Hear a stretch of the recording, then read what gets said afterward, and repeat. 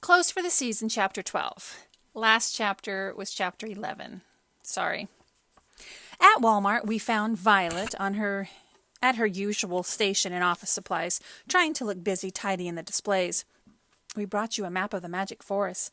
Arthur held out a wrinkled sheet of paper. You'd better keep it for now. Violet's eyes filled with tears. Silas took the note, she whispered. I stared at her, too shocked to speak, but Arthur made up for my silence. What do you mean Silas took the note? How did he get it? Violet straightened a row of notebooks. He came over last night. Her face colored. I wasn't expecting him. He barged right in demanding to see Danny, and he saw me reading the note. He snatched it out of my hands like he thought, well, I don't know what he thought, but when he saw that it was from Mom, he took it. Where is it now? Arthur looked around as if he expected to see Silas lurking behind the rack of school supplies. He said something about going to the library, Violet said, which struck me really weird because I've never seen him even pick up a book, let alone read one. No. He used a dictionary once to prop open a window. Arthur looked at me. That reminds me. Grandma wanted me to see if the new Mary Higgins Clark mystery has come in. She's got it on reserve. But we were just there. Why? Arthur shook his head. Come on, Logan. I don't want to see Silas. Arthur towed me toward the door. Let's go. Wait a minute, Violet called after us. Tell your grandmother I'll be coming over tonight with Danny and May. Not for long, just a couple of nights. Yeah, sure, that's a great idea, Arthur said, trying to sound sincere. Maybe Silas will steal a car or do a little breaking and entering or shoot somebody and get sent back to jail. Then you won't have to worry about him. She tried to smile again, a little more successful this time. We can always hope. As soon as we were outside Walmart's big sliding glass doors, I said to Arthur, tell me what we're doing at the library twice in one day. We've got the map. What else do we... Arthur cuffed my arm lightly. Think, Logan, think. Why is Silas going to the library? Feeling stupid, I stared at Arthur.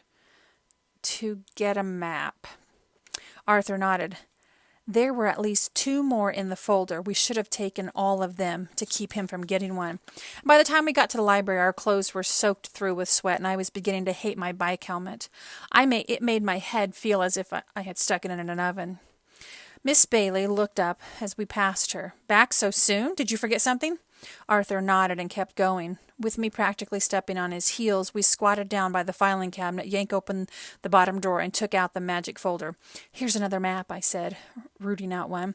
Arthur grabbed a third one out of the folder and deftly slipped both of them deep into his cargo short pockets.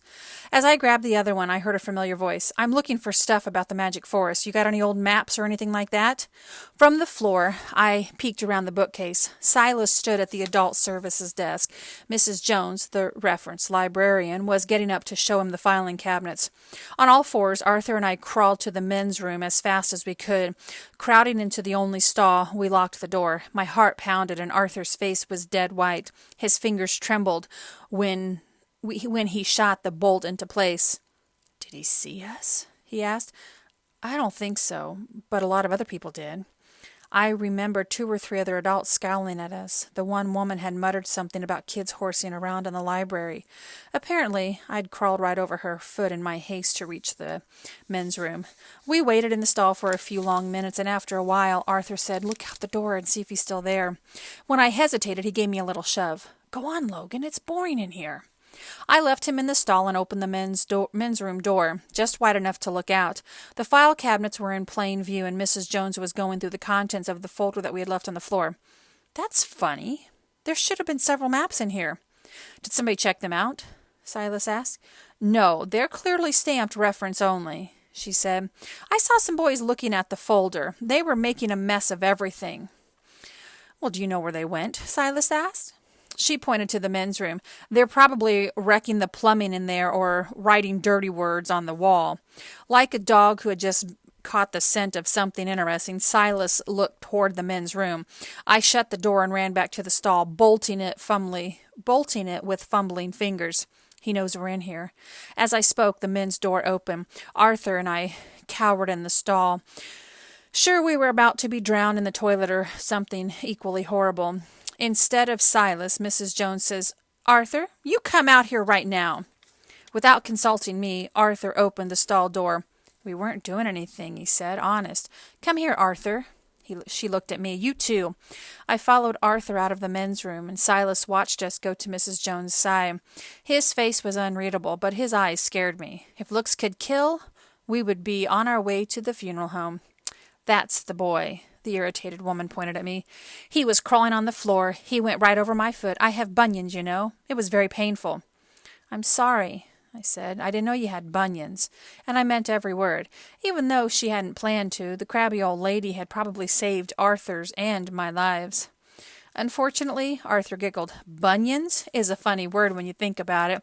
But at that moment, nothing could have made me laugh, not with Silas staring at me with those eyes of his. And what do you find so amusing? The woman asked Arthur. Oh, nothing, he muttered, choking back laughter. Mrs. Jones took each of us by an arm.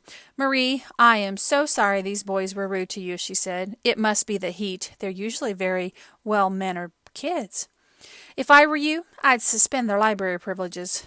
Mrs. Bunyan started to walk away, but turned back to add, and I'd also have your maintenance man check the men's room. No telling what they might have done when they were in there. Come along, boys, Mrs. Jones said. I have some chores for you in the workroom.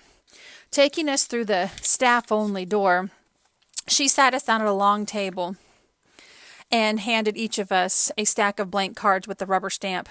I don't know what's gotten into you, Arthur, crawling around the floor like a child, annoying people. Mrs. Jones glanced at me as if I was somehow to blame for Arthur's unusual behavior. But I might as well get some use out of you and your new friend. Stamp due dates on these cards, and all will be forgiven. She winked at Arthur as she spoke. Just between us, Marie Pirtle is a pain in the neck, but her husband's on the library board. With that, Mrs. Jones returned to the reference desk. Before she closed the door, I saw Silas slump in a chair facing us. Although he had a magazine in his lap, he wasn't reading. He was waiting for us to come out. What do we do now? I asked Arthur. Arthur raised his head. He had already managed to smear ink all over his fingers and chin. He had also stamped 9309 on his arm like a tattoo. That's the date school starts, he said. It's a good way to remember, don't you think? Well, if we're still alive by then. I grabbed the stamp before he could put one on my arm. How can you goof around at a time like this? Didn't you see Silas sitting in the chair by the door? He's going to wait there all day for us. Arthur shrugged. Let him. Are you nuts? The library closes at 6. What happens then? Ignoring me, Arthur got to his feet and walked calmly toward the back of the workroom. He might as well have been on his way to church or out for an evening stroll. Where are you going? He didn't answer, so I followed him. He was standing by a pair of double metal doors painted industrial gray. This is the delivery entrance. Coming? Looking both ways, we darted across the loading dock. Behind us, the door swung shut and locked with a click. We were at the end of an alley. Around the corner, I could see our bikes on the library rack.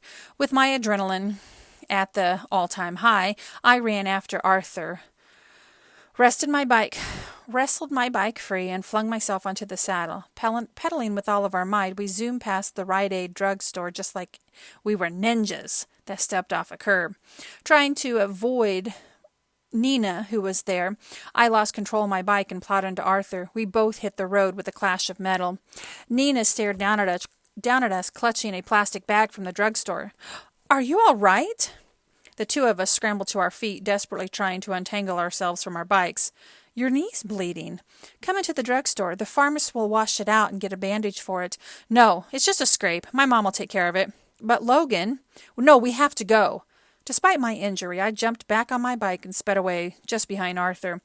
I hated to be rude to Nina, but not far off I could hear a motorcycle revving up. It's Silas, Arthur yelled. Dead ahead was the cemetery, its fancy iron gates open and welcoming.